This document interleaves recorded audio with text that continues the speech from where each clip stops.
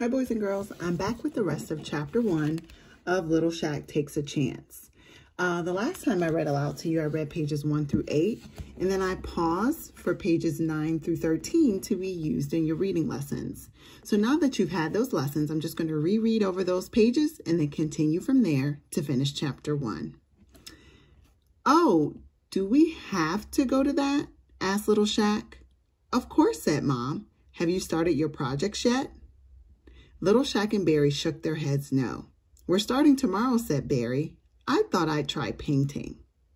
Now don't forget they're talking about the Park Views Elementary Spring Art Show at the Rec Center. "That's great, Barry," said Mom. "What about you, Little Shaq?" "I don't know," he said. "I'm no good at art."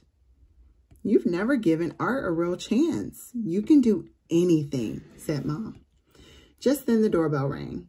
"We'll talk more about this later," she said. "Go wash up." Little Shaq and Barry washed their hands and put on clean t-shirts. When they came downstairs, Malia, Little Shaq's older sister, was setting the final plate on the dining room table. Their younger brother Tater followed, adding a napkin to each spot. Nana Ruth and her friend Mr. Whitten were already sitting. Mr. Whitten had brought a beautiful bouquet of a dozen pink roses from his garden. There they go. Barry and Little Shaq said hello to Nana Ruth and Mr. Whitten. Then Little Shaq took a seat next to Tater just as Mom and Dad entered the room. So there's Little Shaq and there's Tater. Mom and Dad were each carrying a big tray filled with colorful rolls of rice. Little Shaq was confused. He had no idea what was for dinner. "Oh my, that looks beautiful," said Nana Ruth. "What is it?" asked Little Shaq. "It's sushi," said Mom.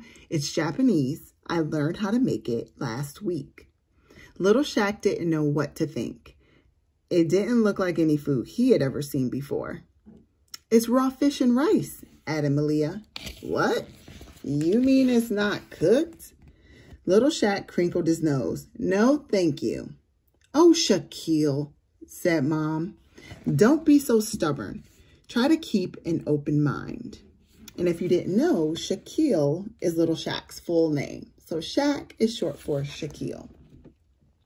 "Your mom worked real hard on this dinner, buddy," Dad said with a nod. "Everyone, please dig in."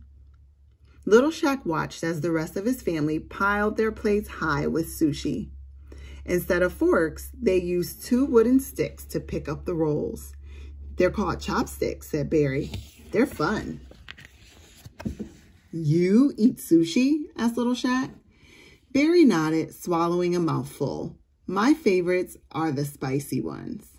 "Well, I'm not eating it," Little Shaq said, slumping in his chair. His tummy gurgled again. This was not the special dinner Little Shaq had hoped for. At least the night can't get any worse, he thought. But Little Shaq had thought too soon.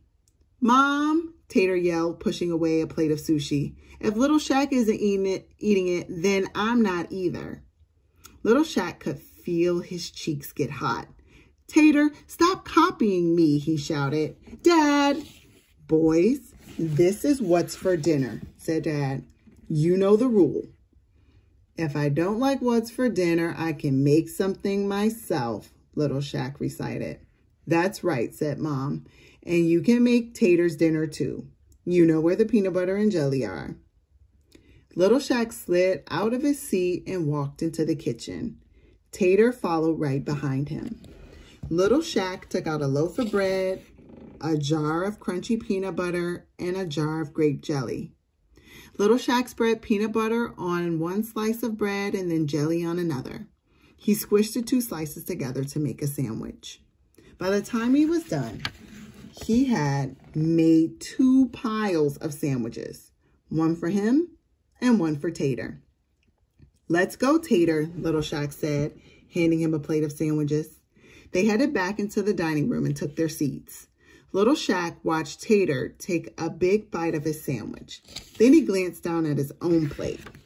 Little Shaq sighed. He didn't want peanut butter and jelly. Around the table, everyone seemed to love Mom's dinner. Little Shaq thought he might have been too stubborn after all. The spicy sushi actually sounded pretty good. But when Little Shaq looked over at the sushi trays, he felt his tummy sink. They were empty. And that's the end of chapter 1. And we're going to move right into chapter 2, In the Paint. At school, the next day after recess, Little Shaq's teacher, Miss Turpinny, set out 2 tables of art supplies. There were watercolor paints, crayons, colored pencils, and markers. She had also laid out paintbrushes, construction paper, and big slabs of clay. Little Shaq took one look at the art supplies and went straight to his seat. "Let's get started, class," said Miss Turpinny. "The art projects you make this week will be displayed at the rec center as part of the school spring art show." The whole room cheered, except for Little Shaq. "The theme for this year's show is what we love," Miss Turpinny continued. "So your project should represent something that you care about." Barry raised his hand. "Can it be about our family?" he asked. "Absolutely," said Miss Turpinny. "What about our pets?" Little Shaq's friend Rosa Lindy asked. Little Shaq listened as his classmates shouted out more questions. "Okay, settle down," Miss Turpinny said. "Remember to wait until you're called upon." Walter Skipple raised his hand. "Yes, Walter," she said. "Does our favorite color count?" he asked. "Sure," she said. "Be creative. Now let's make some art." Barry quickly grabbed a set of watercolor paints and a paintbrush. Little Shaq shook his head. Painting seemed hard. Next to him, Rosa took a pack of markers and a handful of colored pencils. Little Shaq shook his head again. He didn't know what to choose. Then he spied the crayons. Sometimes Tater made Little Shaq color with him. Little Shaq knew how to use crayons.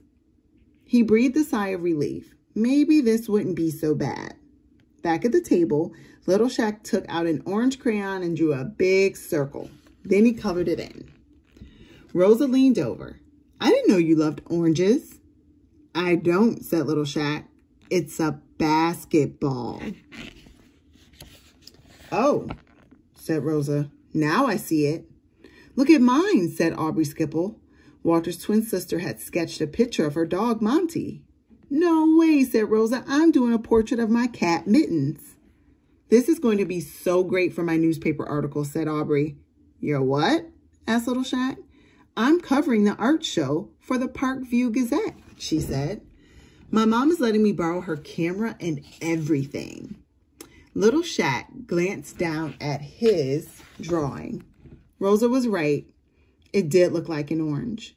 There was no way his art was good enough for the school newspaper. Little Shaq crumpled up his drawing and marched back to the supply tables. And we're going to stop there. Stop right now and make a prediction. What do you think is going to happen with Shaq's project? Will he get it done in time? All right. Till next time, boys and girls.